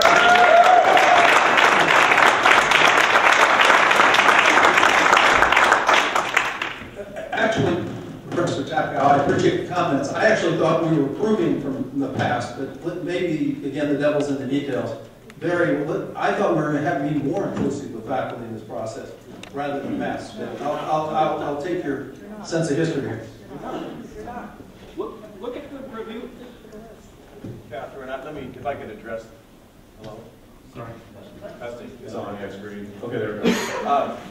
Catherine, I'd be happy to meet with you on this or anybody else, but in basic outline, the committee that we put together has significant faculty participation. We also have staff. It's an important part of this campus and students. The process that was developed by a group of faculty last about a year and a half ago includes a number of interactions with faculty groups, students groups, and staff groups as well. And it's going to be vetted. It's going to go through the process. What I would say, and we may disagree on this, but the process for resource allocation really, as I said before, comes down to the actual implementation over the next 5 years. And I know that from the last 5 years, as we have looked at the overarching goals of the current plan, for example, student success. You know, we've talked with a lot of people about how do we achieve that goal. I think nobody argues that that's not a goal of ours, but how do we achieve it? Where do we put our resources? Do we put it into first-year seminars? Do we put it into other activities? That's where the resource allocation comes. I'll be the first to admit, over the last 5 years, that process has not had as much faculty involvement. I'm first to admit that. That's been more of an internal type process, decisions on what kinds of programs we want to run. That, to me, is the most important role as we move forward with the actual projects, if you want to call them that, we put into play. As I mentioned in that presentation, we have faculty groups participating in that in the process we've developed. So I'd be happy to meet with you afterwards if you want, and I certainly appreciate your advice. Thank you. I'll just say I've been on a previous strategic planning committee. It also had staff, of course, but it was a lot of people, primarily faculty. I just want to make two quick questions, one yes or no, so it's going to be a quick answer, but I had two quick comments too. You suggested you're not running for office, President Harold, but you are a public servant in a position of public trust, and scrutiny is part of the gig. And I want to mention that, I don't remember who said it, but the idea that the housing system is self-sustaining when it is sustained on the backs of students paying tuition, that's just a misnomer. That doesn't make sense to call that. It's not self-sustaining if students have to pay out of pocket for it and go deep into debt for it. But my questions are related to graduate students. A graduate student teaching one class with 30 students earns $25,110 each semester for the university. That's not counting fees. An academic year contract pays graduate students $18,261 and covers between, depending on enrollment, $5,604 and $8,396 in tuition. Graduate students then make the university a profit between $23,563 and $26,355 in terms of undergraduate tuition. Would you agree, yes or no, that having more graduate students benefits the university's bottom line? The second question is, how do you feel about, a college offers few and limited graduate programs. A university, by contrast, has a robust graduate education program. The University of Iowa, to be a university properly so called, must have a full set of graduate programs. But the number of graduate students at Iowa has dropped steadily over the past few years. What will you do to reverse this decrease in enrollment?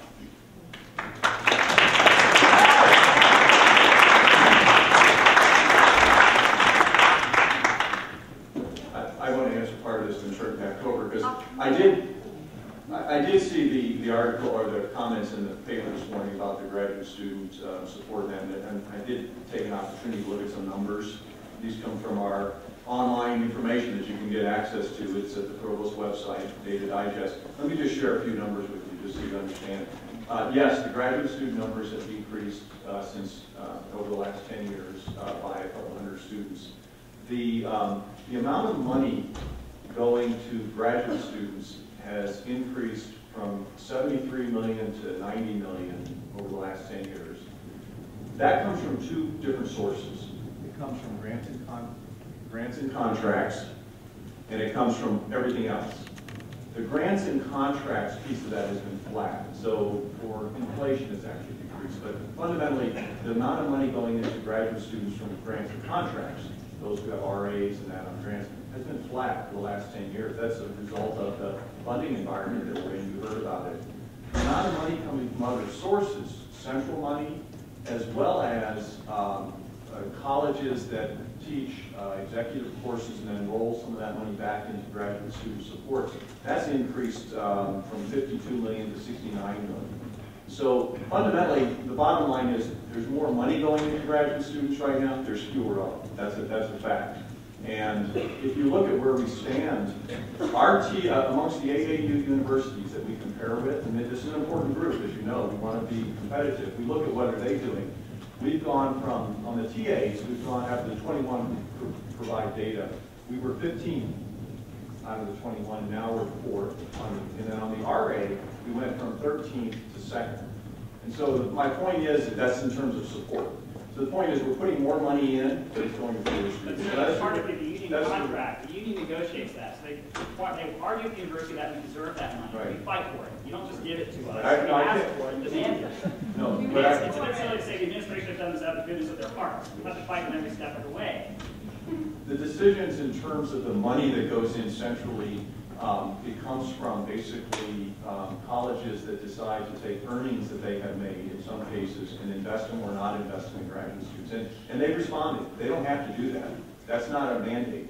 When they do invest, I agree, that's how much the COGS agreement states. And so they make the decision, and they've made the decision that indeed that's well-spent money. So the units are investing in graduate students. It's just that it's going to fewer students, and that's because of the breaks. I think that's just the math of it. So the reality is that's going on. The other thing I mentioned to you, in terms of the number of graduate programs we have, we do have many. We have a lot of graduate programs. But a lot of schools are looking at graduate education, including if you go back and read the article from Berkeley that was in the New York Times. They are also looking at it. So we owe it to ourselves, I think, to look at our programs. It doesn't mean we're going to cut programs, but we owe it to ourselves to constantly look at what we're offering across the spectrum. So, thank you. So what will you do to reverse the trend? Which trend? The increase in graduate student enrollment. What will you do to reverse the trend if you plan to do anything? Oh, sorry. That was the question.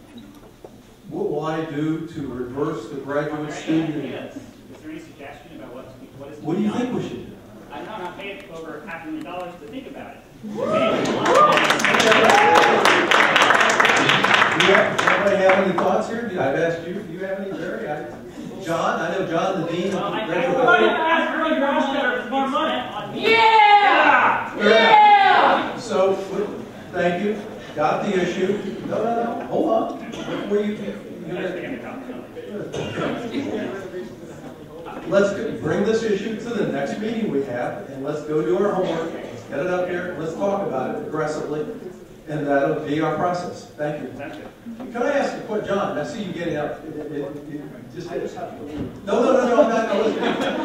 I wanted to ask, and I do want to take more questions, but I'm curious about another piece of this, which is this whole conversation.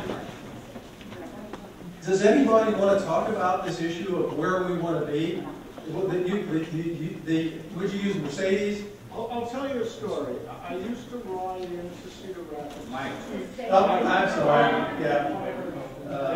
I used to ride into Cedar Rapids to teach a night course with somebody, I won't name, but somebody in the provost's office, and we used to joke about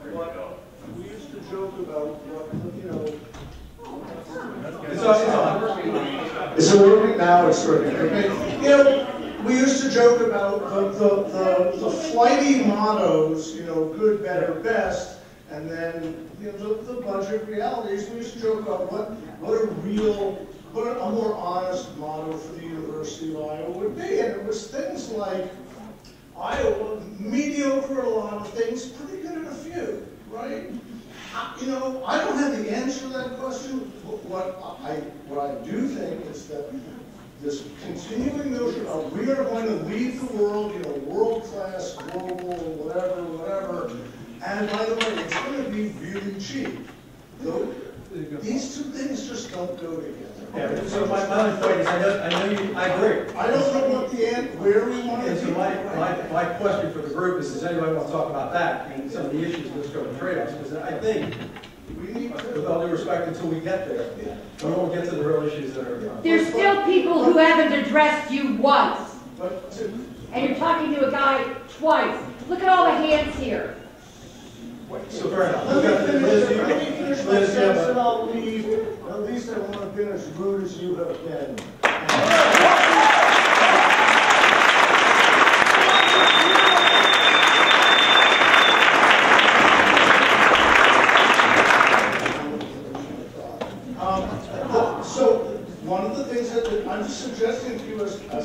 as a leader of an institution like this, that having these sort of conflicting goals about, you know, we're going to turn the, you said this at the last town hall meeting, which I attended, which was a bit of a farce.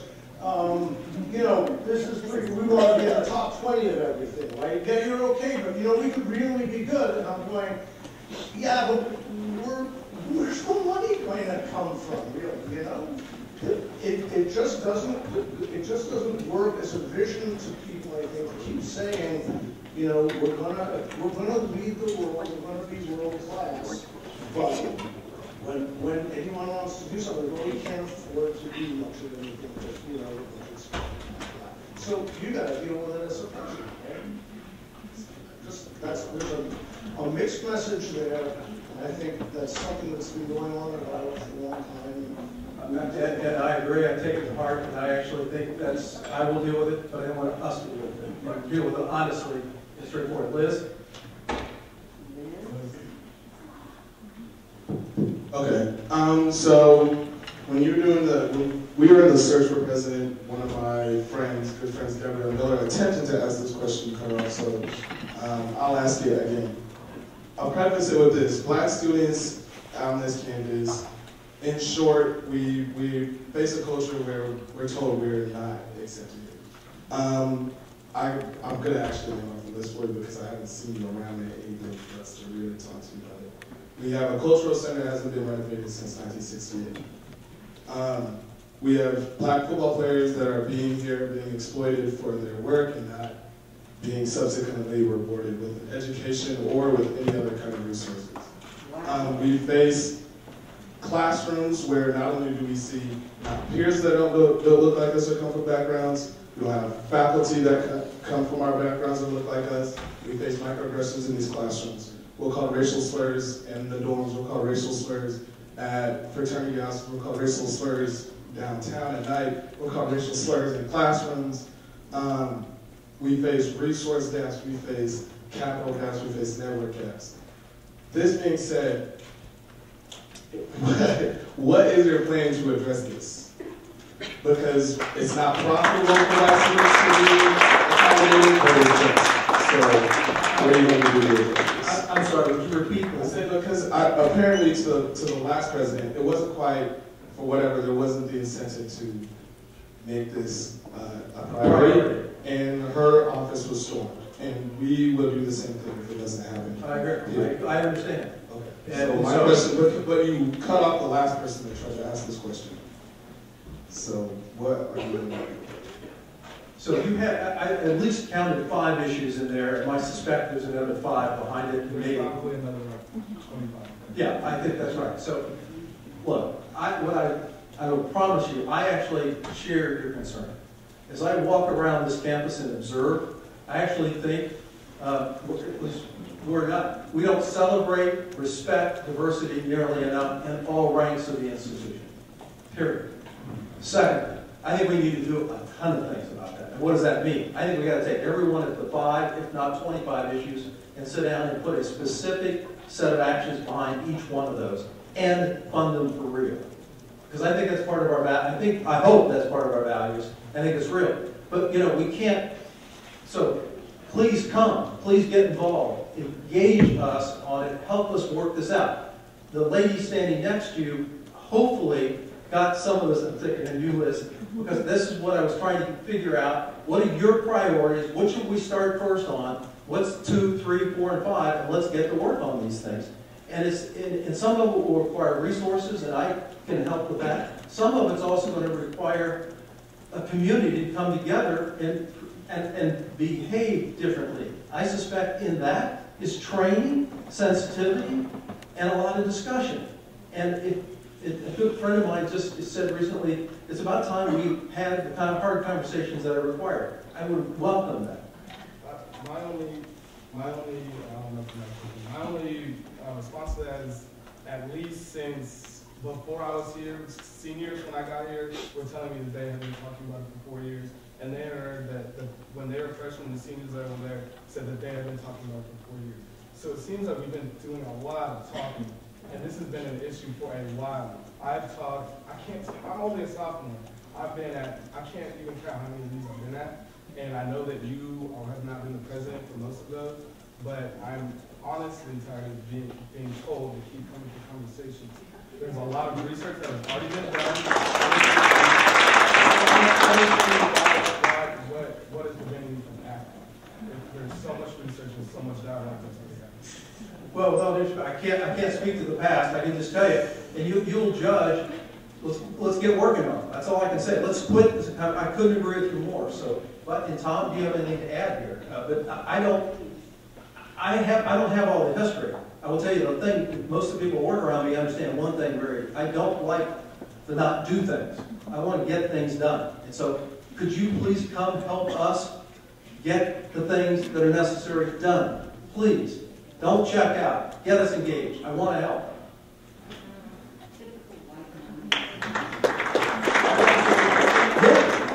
Like between midterms and being Greek and having a job, that's kind of difficult, and you guys are being paid money to do that.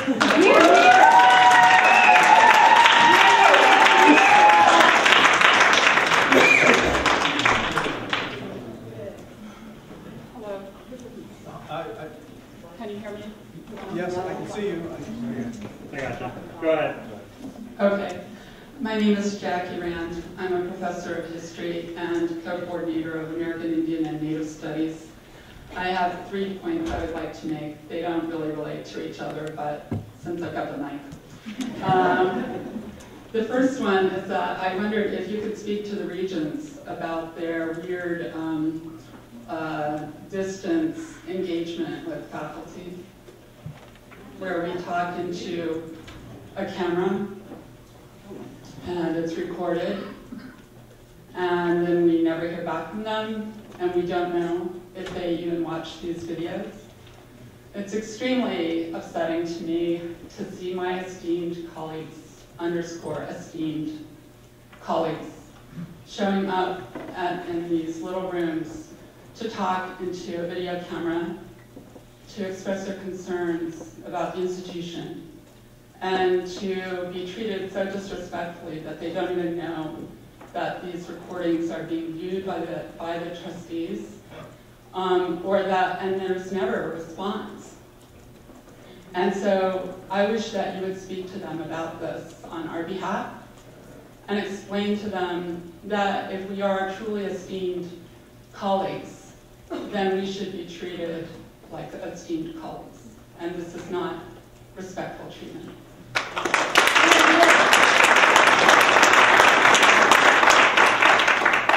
The next question I have, I've asked a lot of people this. I kind of suspect that you don't have the answer, but I'm going to ask anyway. While your self-congratulatory report on the rising incoming classes of students into this institution are, I guess, much to be celebrated, and Madam, you're not helping our cause. Please. Whatever. Acceptance of other people's way of being. Peace out.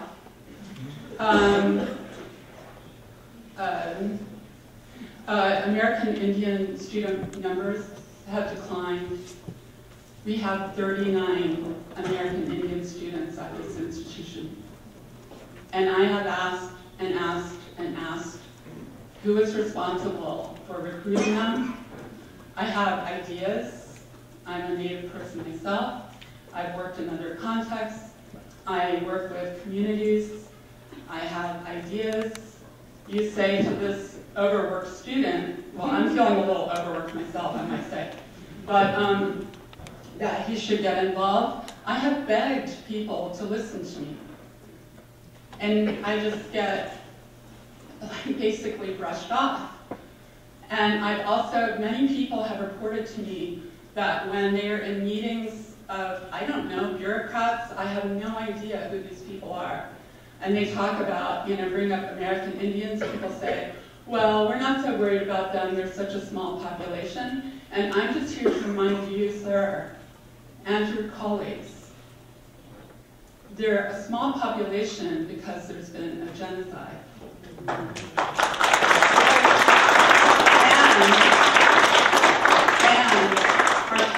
populations have never recovered. The figures that we have now for Native populations are highly inflated by people who self-identify. So that's something, I just want to know whose door to knock on. And I can speak for myself about that. The final thing is, you talk about what kind of institution we would like to have.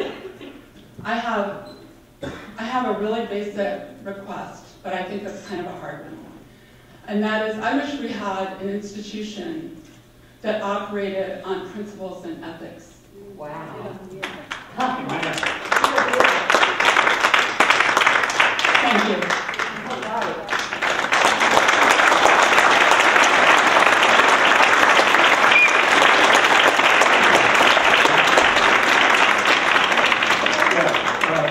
First of all, thank you very much. I think all three of those are very important topics. The Regents process, I'm also watching here for the first time. I've only been here for 120 days. I must say it's, well, let me put it this way. When we designed this forum, we didn't choose that method to get feedback and have dialogue and discussion. So, into the heart of the question is, yes, I'll make a point of expressing my concerns about that. I think your notion about esteemed colleagues speaking into a camera leaves something out of the two-way dialogue process. I got it. Thank you. The secondly, on the enrollment, I would not ask Barry in particular, but I would say this. I think that so many of these issues that I keep coming around to these types of conversations over and over again, where for whatever reason we've been talking and not getting anywhere and being frustrated. And I will promise you this, and go see Barry, he's going to comment, go see him. If, in fact, he and this guy on the other end, Tom, can't help you on this, come see me. We need to do something. I have a lot of ideas, but my guess is you're already aware, I can't find your face anyway. But thank you. My guess is you have a lot of ideas as well about how to deal with this. I think some of it is getting way ahead of this and getting out there to those communities and helping them get prepared correctly, which I think there's a lot that we could do along those lines. I think it's also, we may have a bias that we actually need to understand and remove from our processes, and there could be more. But we can fix this. I think it's important. Barry, any other thoughts on that? Yeah, please come to see me. We have a new admissions staff in place as of just this year. I think it's been 1 year with Brent Gage in charge. So we are readjusting things. Come and see me. I think the other piece of this is we used to do a lot of summer programming through ACES, the ACES program. I used to participate in it myself, and I think some of those need to be looked at again in terms of where are we and what can we do. That's the pipeline. That is getting students in the pipeline for summer programs when they're still in junior high school, for example. And that I think historically, at least 20, 25 years ago, that was an avenue for recruitment that actually worked quite well. So I'd be happy to meet with you. I can't see you out there, but I'd be happy to meet with you afterwards if you want. And then I completely agree with your, frankly, your values point, ethics. I think I don't think this is a corporation. I think somebody wrote to me, I think a really good point, corporations have money in and money out. I think this is an institution that has money in and values and mission out. And part of what I think we need to come to some process of agreement, where are we? Who are we? Where do we want to be? And I don't think those are empty thoughts. I think they're very, very important thoughts. What are going to be the core values that guide a lot of our trade-offs here? And if we can't articulate those, then I think we get adrift. And so and the question is, do you really want to have a few of us make those trade-offs? I don't think so. I think the academy is too important. And so that's the reason I keep coming back to what is the shared governance on steroids. I'll leave on this point. I had, and some of the people in the room know this, I had an amazing day last week because in the same day I met with every element of shared governance separately. It was a unique day for me. But at the end of the day, I started asking, where's the sharedness in this? Because I was meeting with faculty at one point, staff at another point, students at another point, administration at another point, yet they weren't all in the room. And so, and it kind of dawned on me that, and I don't think this is the right answer, but if the sharedness is needed, sharing, I think we've missed an opportunity, which is how do we actually put that process in place throughout everything we do? Much lower in the institutions. Might that be one of the core values? I think we actually value as an institution the notion of shared governance. How can we take it even further and into something that's productive for us for the 21st century? I'll just let that hang. I don't know that I have answers, but I think it's an important dialogue once again for us. So, who's next? Please. Hi, am I on? Hi, I'm Landon Stores on the faculty. I was interested in some of the charts that you presented at the beginning, and I have to concur with the person who mentioned earlier. I think some of the disruption would have been avoided if we'd known for sure if we were going to have this chance to ask questions, which I really welcome. One of the charts showed that if the current, or suggested that if the current trend were to continue by 2029, you said there would be no state appropriations. And your talk emphasized that we're really living in this new world of scarcity and that we need to find ways to improve our allocation process, prioritize, and not spread the peanut butter so evenly and so forth. My concern, and I think it's a shared concern of many people on campus, is that we may be taking this new, decreasing and dwindling down to nothing state funding as the new status quo, the new normal. And to me it seems as if it's not a natural objective fact, but it's very much a political choice. And so if I were to ask for a vision in a president of a public university, I would hope that he would not only have his team working on the worst case scenarios, but be out there advocating for the value to Iowans of maintaining a top flagship research public university and not letting the public university.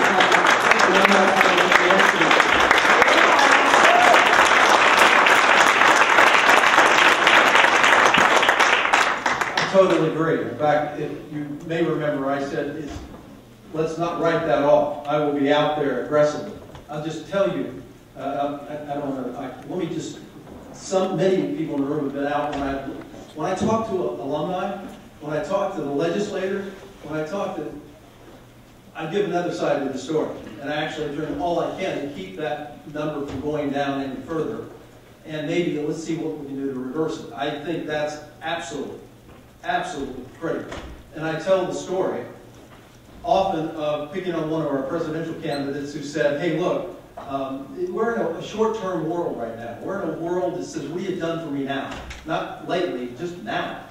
And one of our candidates who came through Iowa said, we need more plumbers, less philosophers. And so I've been saying, reminding people, hey, is that really the right answer? Because if that's really the right answer, I think we should be, I don't think it's the right answer, let me put it that way. And so I say to people, hey, what's the number one, for the last decade, what undergraduate degree has had the highest LSAT scores? And what same major has had the number 2 on the GMATs, law school and business school entrance exams? And everybody kind of bumbled around with it, and finally somebody dawns on them, it's a trick question, because the answer is philosophy. And I say, how could that be?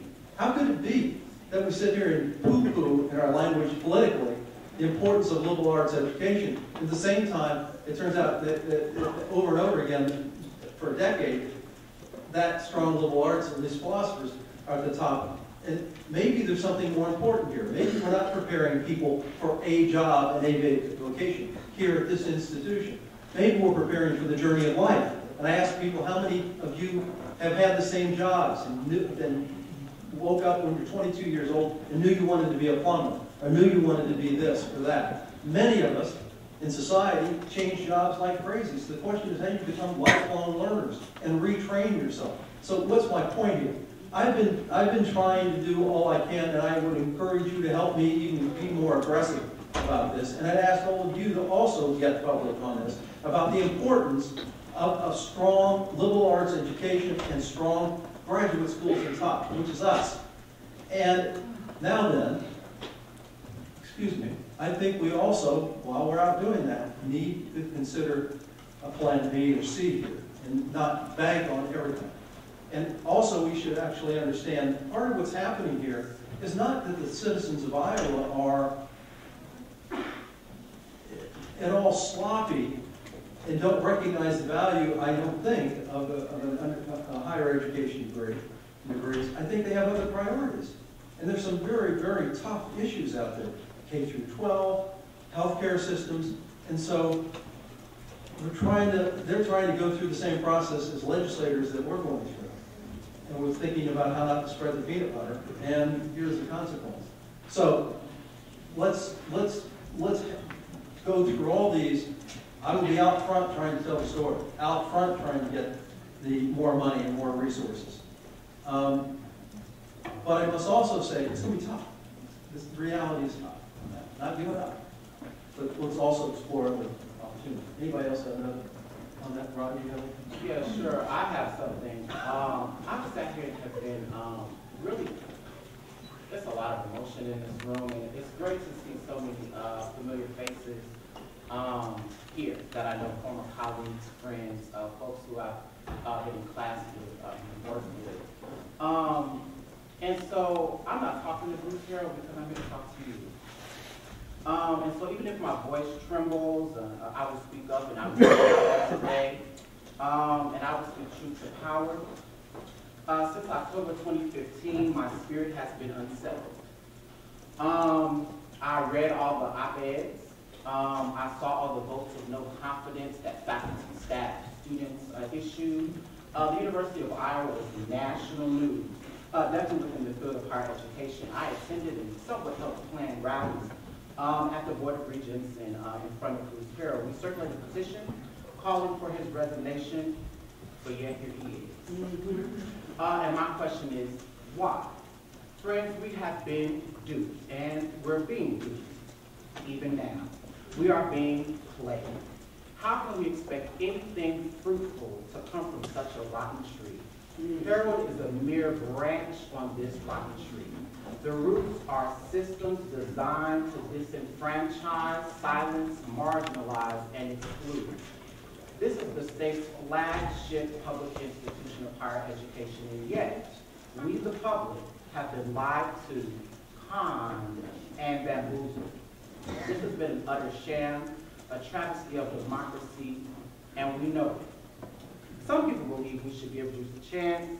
Honestly, I'm not concerned about him. Whether or not he's able to perform the duties, I couldn't care less.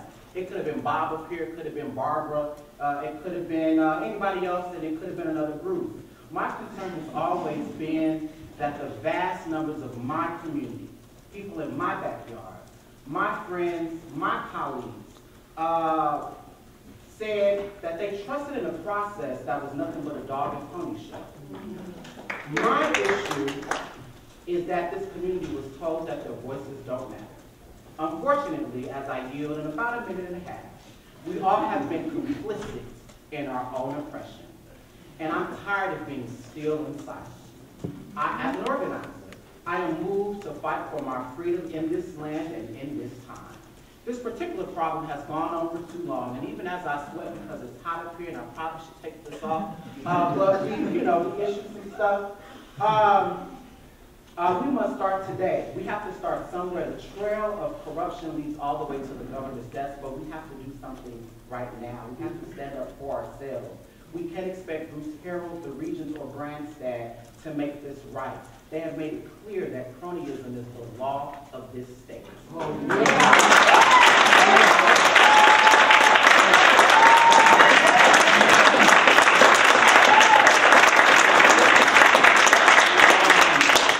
So the only thing that I have to say to you, Bruce Harrell, will you resign today?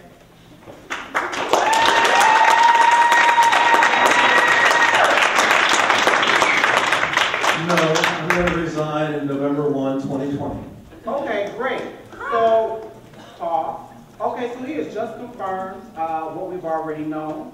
And now, Iowa Black Liberation Action Collective, Iowa Black, you can look us up, now launches Operation Fire Harrell. Wow! We have now turned this public forum into the launch of a public fire ring. I sincerely invite anyone who's willing to fight today to join us. This will take immense risk and sacrifice. We have decisions to make. And former colleagues, I love you, Tom. I saw Georgina Dodge. I saw Von Stange. I see faculty. I see staff, folks who I know and who I adore. But you have decisions to make on this day, in this time. You must choose a side, everyone. And I make a special appeal to students, not a lot of here, but that'll change, particularly undergraduates, because you run the University of Iowa. Let the record always reflect that, period, and point blank. And we're going to take it back. I'll be done. Thank you. I appreciate your time. And we're going to claim what's ours. In the spirit of my sister, Bree Newsom, who scaled a flagpole to take down the South Carolina Confederate flag. He is a symbol. And in her honor, in her spirit, I will dismantle, we will dismantle, and we will dethrone this particular symbol. She said that the flag comes down today, and today we launched that Bruce Harrell will get dethroned today. Finally, this will be more than a virtual fight. This can't be a whole lot of conversation out here that's not strategic. I see folks in here who have been registering their dissent, and I applaud them. However, this is not a game, and this is not a test. You will stay right in Jessup Hall until there are masses of people in the streets. Now, the people united will never be defeated. You are so welcome within 24 hours to visit iowablac.org as we launch Operation Fire Herald in this particular time. Thank you, and you have some decisions to make. Why did you insult?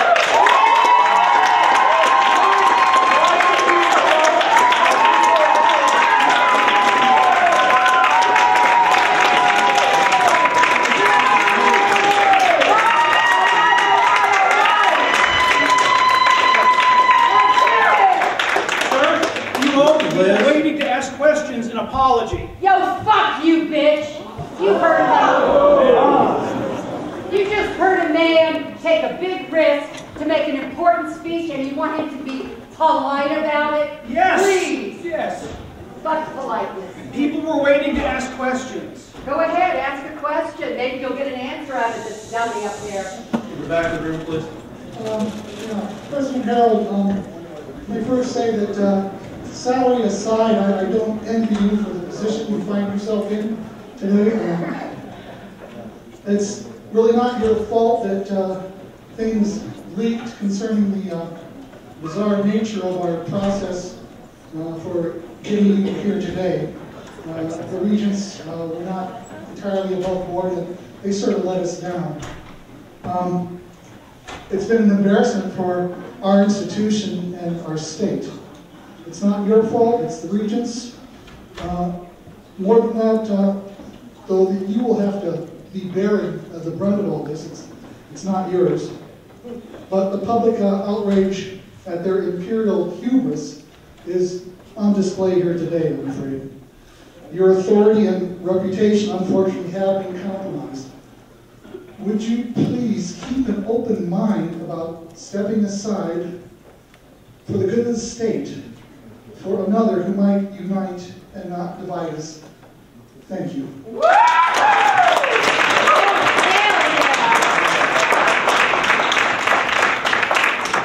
Thank you. Who's got a... I guess that was... I'm waiting.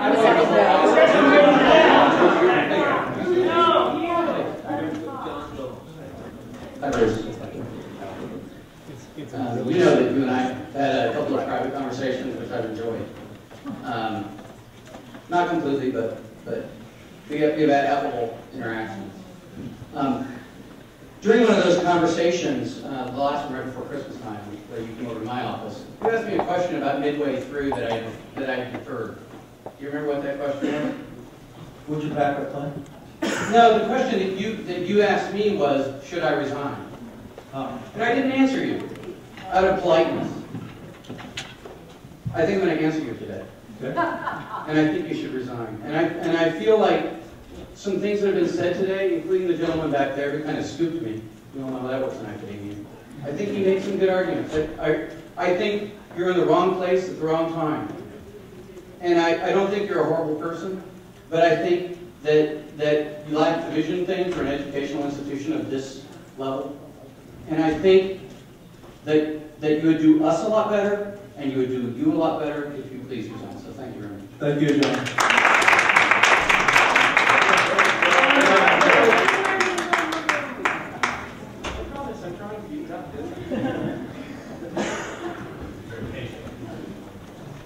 So, hello, yay, it works. You're sitting, so I'm going to sit because I've already talked today and public speaking is scary. So thank you. Actually, I want to start by saying thank you. I'm a veteran here, also a grad student. Also, oh thanks, it's just a job. An important job, it's just a job.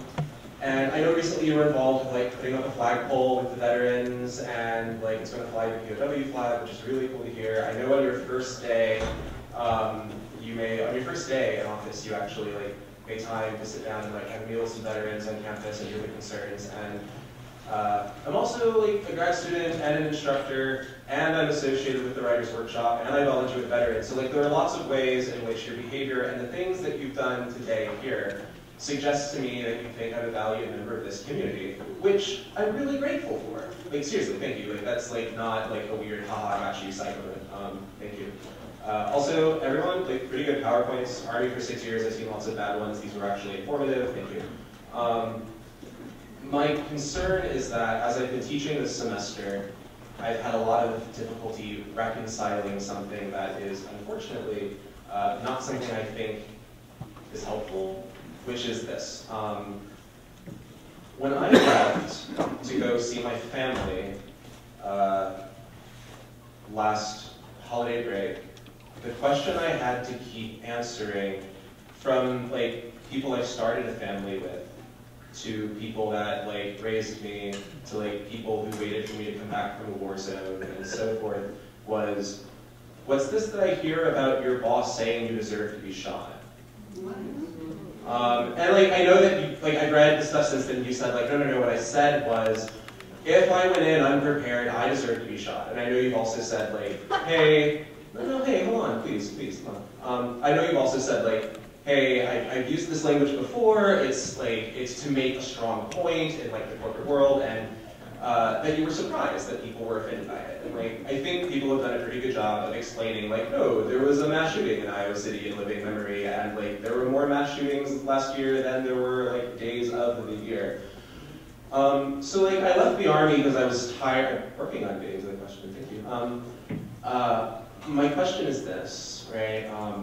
Every day that I've tried to prepare for teaching and teach my students how to talk critically about things like who has a voice and how do you be not afraid of being stupid and speak up in the classroom anyway. And people have been like, hey, should I apply for the Writers' Workshop? The thing that I've thought about is my boss doesn't seem to actually understand why this is upsetting to people. And I'm here today and like, I think it's great you want to look at values. I was also a military policeman, and while in the Army was raped, so that was interesting. You know, I said I'm getting there and I'm trying to. It's a very involved question, and it is after 6, and you can leave if you like. My question is this, like, for values. People asked you, people said, hey, there was this sexist stuff, do you plan on addressing this? And you said no. So I have trouble, like, one of the questions is like, how am I supposed to trust you to deal with my values of sexual assault on campus when you won't talk about sexist language with your employees?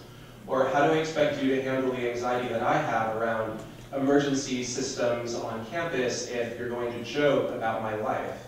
And my main thing is like, my family's coming for graduation. I really would like to reconcile this because I've been like, hey, I forgot my pencil. How many bullets is that, right?